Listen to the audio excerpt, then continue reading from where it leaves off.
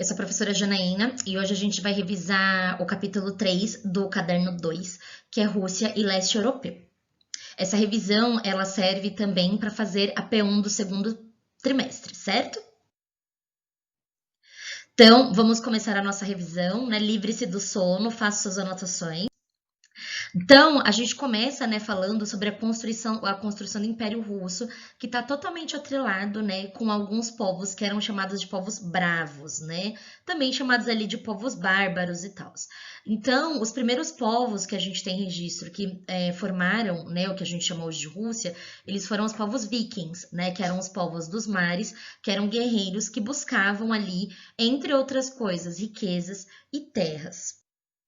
A gente tem também outros povos que são menos conhecidos, que são os fineses, né, que eram povos passageiros, que eram povos andarilhos ali, e que hoje, né, deram origem para um povo que a gente chama de finlandeses, né? E a gente tem os sarmatas também, né, ou sarumatas, que são os iranianos, né, que eram povos guerreiros também e que acabaram migrando, né, para outra parte do mundo. Então é a partir da mistura, né, desses povos e tal, que o começo da demarcação das terras que hoje a gente conhece como Rússia foram fixados. Então a gente vai começar a falar sobre algumas personalidades históricas que estão no livro de vocês, que falam ali, né, um pouquinho sobre as lutas, né, que as pessoas travaram para manter o território russo. É importante falar que no passado, nos séculos passados, as pessoas que eram consideradas pessoas poderosas eram aquelas pessoas que conquistavam terras, né? Então a terra, o espaço era poder. Então, os primeiros registros que a gente tem sobre o Império Russo, né, eles vão aparecer por volta de 870 depois de Cristo, quando um líder viking, que era o Rurik, ele vai organizar um exército e ele vai conquistar terras que ligavam o Mar Báltico ao Mar Negro. Por que ele tinha o objetivo de conquistar, né, essa região? Basicamente porque essa região era uma região de comércio e isso facilitava o comércio desses povos com os povos que hoje a gente chama de povos árabes. Aqui na foto da direita, a gente tem uma foto, né, de um monumento em homenagem ao Rurik, que na realidade foi erguido muitos anos depois, né, em 1862, depois de Cristo, né? Depois disso, a gente tem em 880 o Oleg, né, que vai ser um dos sucessores do Rurik. Ele é uma das figuras mais emblemáticas da história da conquista da Rússia, porque as pessoas acreditavam que o Oleg tinha poderes, né, premonitórios. Inclusive na série Vikings, né, o Oleg ele aparece aí como esse personagem. Do que acontece? O Oleg ele vai conseguir acessar Bizâncio por meio da guerra. Para quem não lembra, Bizâncio hoje é chamada de Turquia, né? E o que vai acontecer? Ele vai criar uma capital para o império, que a gente chama de Kiev, né? Então, o que vai acontecer? Ele vai conquistar esses territórios e ele vai começar a unir o norte e o sul da Rússia. Então, o Estado russo que a gente conhece hoje, era necessário que ele fosse costurado aí por meio das guerras, para que ele se estabelecesse nos territórios que a gente conhece hoje nos mapas, e para isso era necessário se utilizar da guerra. Então aqui a gente tem, né, o ator que imita o Oleg, né, na série Vikings. Depois disso, né, passando bastante para frente, a gente tem em meados aí de 1464 e 1505, né, que basicamente seria o que a gente teria chamado ali na Europa como o período da Idade Média, feudalismo, Idade das Trevas e tal. Lembrando, né, que esse período ele não foi um período homogêneo, né, na história da Europa, que era um período que a igreja mandava em todo mundo, mas nesse caso aqui a gente vai ter, né, um líder que vai ser Ivão o Grande. O que vai acontecer? Nos séculos passados, né, os mongóis, que eram povos da Mongólia, eles vão invadir as terras russas. E quando o Ivão o Grande ele chega ao poder, ele consegue expulsar os mongóis e para se defender das invasões futuras, ele vai criar, né, o Kremlin. O Kremlin basicamente é como se fosse um forte, né, uma fortaleza, onde os membros do governo moravam e isso cercava, né, a cidade dos ataques externos. Então, se tivesse, né, um ataque, principalmente os mais nobres, eles não sofreriam por conta disso. Então, o Kremlin, né, ele vai ser ali a principal defesa que o Ivan vai ter e por isso ele vai ser chamado de Ivan o Grande, né, basicamente porque ele tinha poderes estratégicos, ele tinha o dom da inteligência. Só que o Ivan, ele precisava de mais terras, ele precisava de mais território. Então, por conta disso, né, ele vai se casar com a última nobre de Bizâncio, né, que vai ser a Sofia. Inclusive, tem uma igreja na Turquia hoje que é chamada de Igreja de Santa Sofia, em homenagem a ela. Então, por conta desse casamento, né, a Turquia vai ser anexada em meados ali de 1500 à Rússia. Depois disso, né, a gente vai ter Pedro o Grande, né? Então, Pedro o Grande vai expandir o território russo para o oeste, que é o que a gente chama de esquerda, né? Além disso, por meio da guerra, ele vai ganhar territórios que hoje são países, que é a Letônia, Estônia e Lituânia. Por conta disso, o Pedro, ele também tinha pensamentos expansionistas. Então, o que ele vai fazer, né? Ele vai tentar conquistar o Mar Báltico, porque essa seria uma rota de saída para a Rússia, visto, né, que ela não tinha nenhuma rota marítima que fosse dela. Então, uma das grandes conquistas aí do Pedro vai ser não só a conquista do território terrestre, mas também a conquista do território via mar. Uma das mais icônicas, né, uma das mais icônicas e famosas, né, governantes aí da Rússia vai ser Catarina II, que vai governar por volta do século XVIII. E a Catarina, ela vai ser uma das grandes inovações que a Rússia vai ter. Então, primeiro, né, pelo fato dela ser mulher, né, e a gente tinha ali um Estado russo extremamente patriarcal. Além disso, a Catarina, ela vai ser uma das amantes ali da ciência. Então, ela vai trazer a ciência para a Rússia e vai valorizar, né, a ciência. Então, o que vai acontecer? Por meio de guerras, né, e tal, ela vai anexar o território russo, a Geórgia, a Armênia e o Azerbaijão. Então, percebam que conforme os séculos vão passando, a Rússia, ela fica cada vez maior, né, e ela avança cada vez mais. Só que quando a Catarina chega ao poder, ela vai centralizar o poder nela. Então, todas as decisões militares, religiosas, educacionais, todas as decisões vão passar pela Catarina. Além disso, pelo fato dela ser uma grande apreciadora das letras e das artes, ela começa a colocar, principalmente entre os nobres russos, a ideia de que era necessário que eles estudassem, que eles fossem diplomatas. Nesse período, né, em meados aí do século XVIII, já existiam algumas vacinas, só que as pessoas, pelo fato de não terem ali determinados conhecimentos, essas pessoas elas não aceitavam tomar vacina. Então, para que a população não morresse, a Catarina vai ser a primeira a tomar a vacina contra a varíola. E pelo fato dela não ter morrido, né, os russos vão começar a se vacinar também. Por que existe esse preconceito, né? Porque a população ela tinha conhecimento de que a vacina ela tinha um pouco, né, do vírus, do agente ali da doença. Então, elas achavam que elas iriam ficar doentes tomando a vacina, né? Então, a Catarina, ela vai ser a pessoa, né, que vai trazer a ideia da beleza e da ciência aí para a Rússia, que inclusive vai ser bastante defendida até hoje. Depois de muitos líderes e tudo mais, a gente vai ter o Alexandre III, né?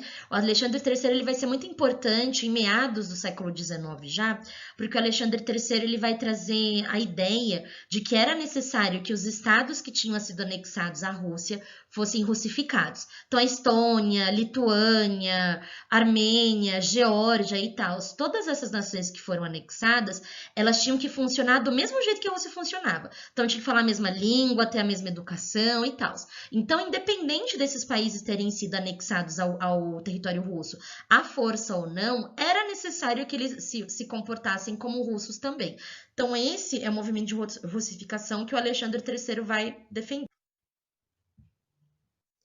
A partir daí, a gente vai pular um pouquinho para uma Rússia que era uma Rússia czarista, ou seja, era uma Rússia que era comandada por um César, né? O que é um César? Um César na realidade, César é uma patente do exército, né? Assim como Júlio César, Império Romano.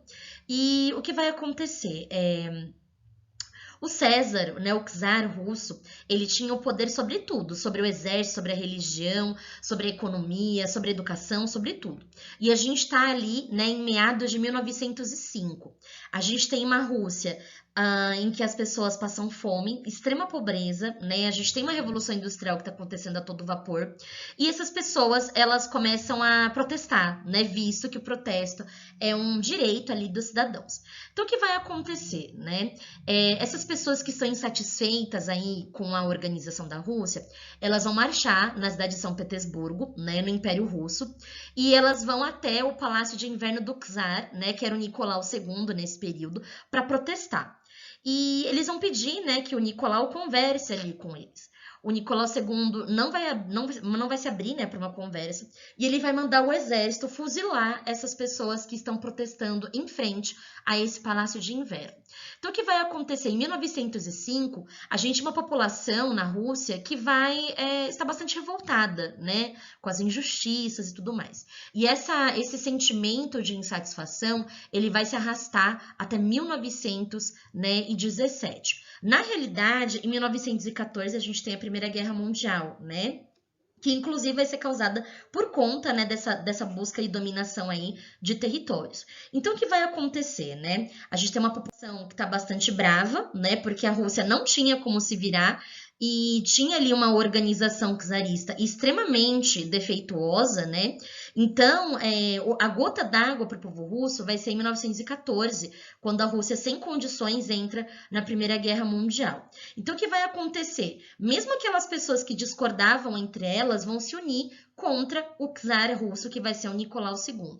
Daí, passam-se 3 anos dentro da Primeira Guerra Mundial, e em 1917 a gente vai ter a Revolução Russa. Então, o que vai acontecer? A gente vai ter o líder de um partido que vai ser o líder dos bolcheviques, né? Os bolcheviques eram basicamente a maioria do povo, que vai ser o Lenin, né? E o Lenin, segundo, né, alguns relatos, ele vai mandar matar, né, o Nicolau II, que é esse moço que está aqui no centro. Então, no começo, o Nicolau II vai se esconder, mas depois de um tempo, né, ele junto com a sua família será fuzilado. Então, é assim que começa em 1917 a Revolução Russa, liderada aí pelo Lenin. Lembrando que o Lenin era comunista e marxista, então ele vai estabelecer uma revolução que vai ter basicamente esse pensamento.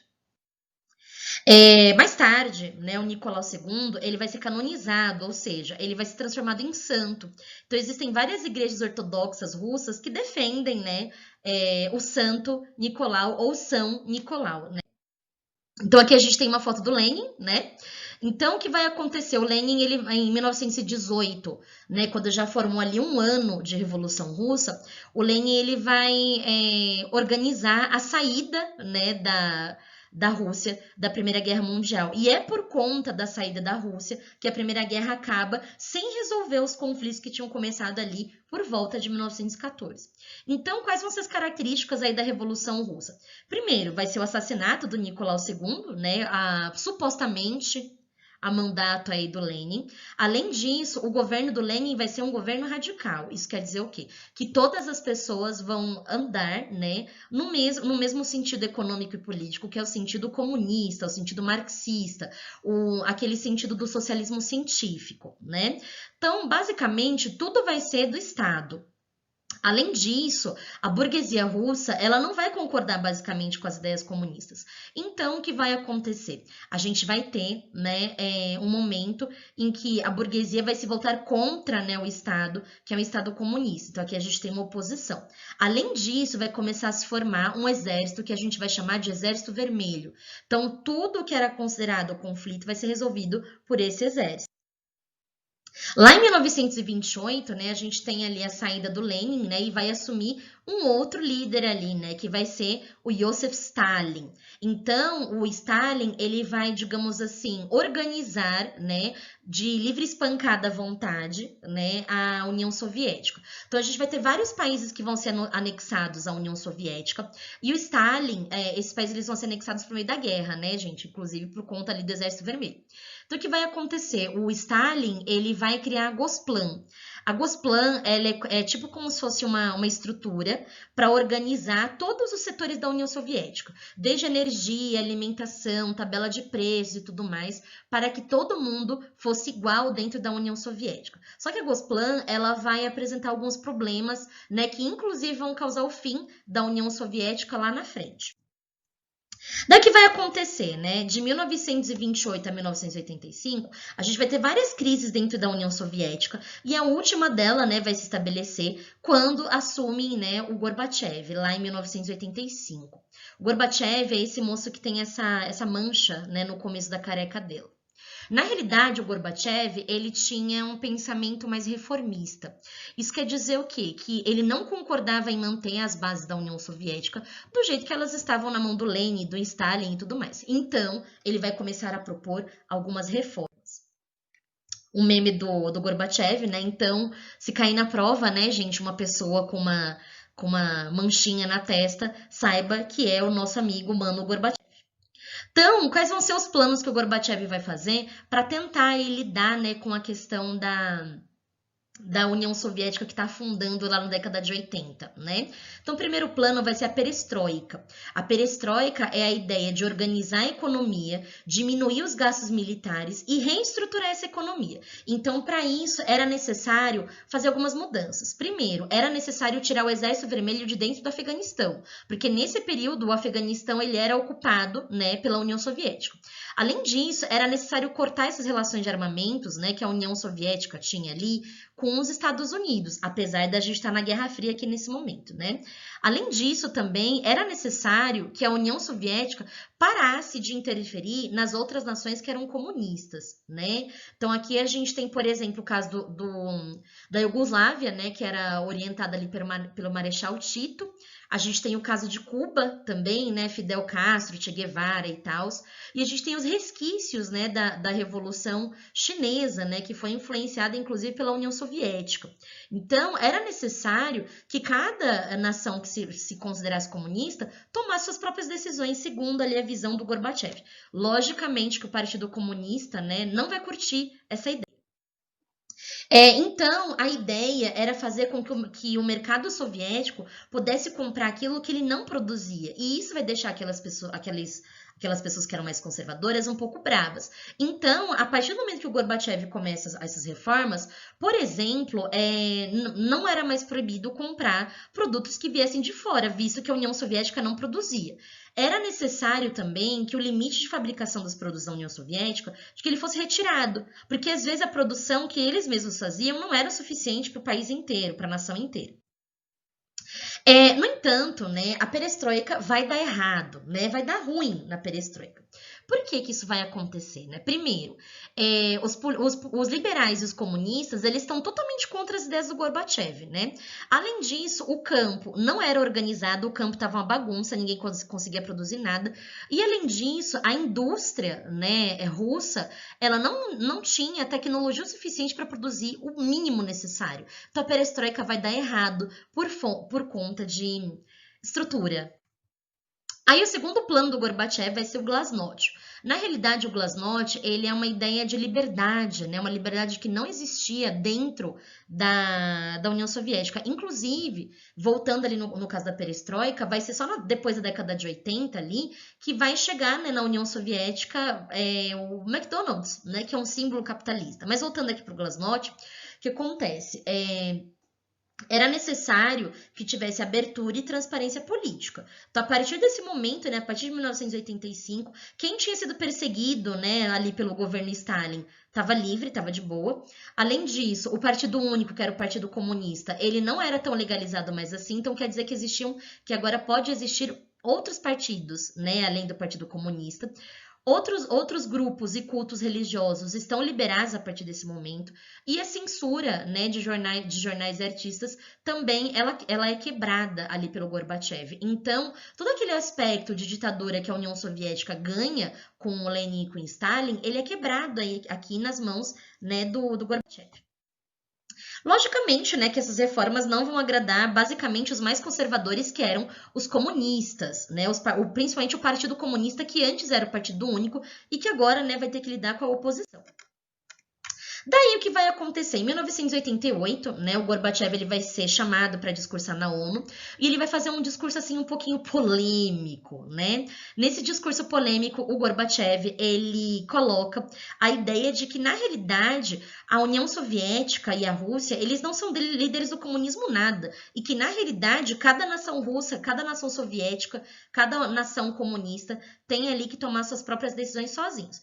Basicamente, gente, o recado que ele deu é que agora cada país comunista vai cuidar da sua vida e que a União Soviética não vai decidir mais nada.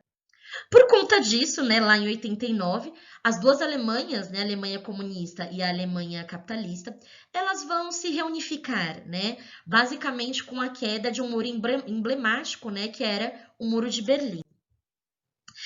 Só que o que vai acontecer, né, gente? Em 1991, a gente vai ter um golpe, né? E esse golpe ele vai ser liderado pelo Partido Comunista Conservador. Então, o que vai acontecer? É estranho falar comunismo conservador, mas era o que tinha na época, tá, gente? Então, o que acontece? Os comunistas, eles queriam tirar o Gorbachev do poder, porque eles acreditavam que assim que o Gorbachev saísse, que a Guerra Fria continuaria, né? E que existe uma chance do comunismo ganhar do capitalismo. No entanto, o que vai acontecer? Vai ter um momento, né, em que vão aparecer vários tanques e tal em Moscou, então tanques de guerra, liderados, né, pelos golpistas comunistas, e basicamente eles vão tentar derrubar o Gorbachev, mas como o povo estava vendo que o Gorbachev estava tentando levar, né, a União Soviética adiante, né, ou pelo menos a Rússia adiante, o povo vai defender o Gorbachev, né? Mas por conta Mas por conta ali de todo esse histórico, o Gorbachev vai renunciar a partir do momento, né, que se declara ali o fim da Guerra Fria. Só que vai ter um problema, né? Esses países que estavam presentes, anexados por livre e espancada vontade dentro da União Soviética, eles ficam basicamente órfãos, né, esses 11 países. Então, para que eles possam se reorganizar e se reerguer economicamente diante de um mundo que agora é capitalista, de fato, visto que teoricamente, né, vai ser os Estados Unidos que vão ganhar a Segunda Guerra, a Primeira Guerra, a Guerra Fria, no caso, né, gente? Desculpa. Então, o que vai acontecer? Esses países vão ficar órfãos e eles vão se unir. Né? Então, a união desses ex-países, né, que eram ex-União Soviética, vai formar o que a gente chama hoje de SEI, né, que é a Comunidade de Estados Independentes. Qual é o objetivo da SEI? Né? O objetivo da SEI é fazer com que esses países, né, que têm um determinado tipo de atraso, tanto econômico, político, social, entre outros, que eles se ajudem entre si, né? Inclusive, é por conta da SEI que surge, né, uma moeda que a gente conhece hoje como o euro, né? Porque é uma moeda de livre circulação dentro da União Europeia. É isso, gente. Então, essa é a revisão para a P1 do segundo trimestre, né? Do capítulo 3, certo? Caso vocês tenham dúvidas, perguntem para mim na aula. Boa semana para vocês.